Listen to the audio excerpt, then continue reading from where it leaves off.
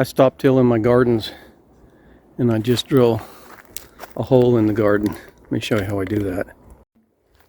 First thing I'll do is move some mulch out of the way and get to the dirt. Texas native hardwood mulch. And I'm just going to get this drill, this 4-inch auger bit.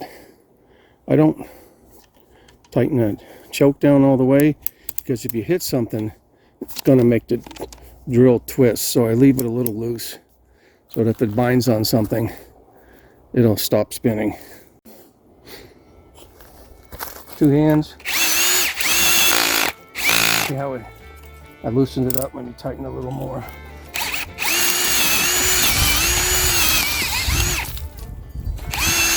Makes a perfect hole. I have a 2-inch one also.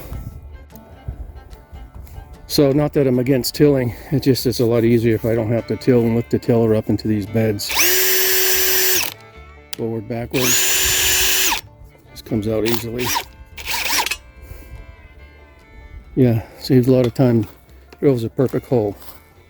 2-inch, 4-inch. Let me show you how I did the rest of my garden.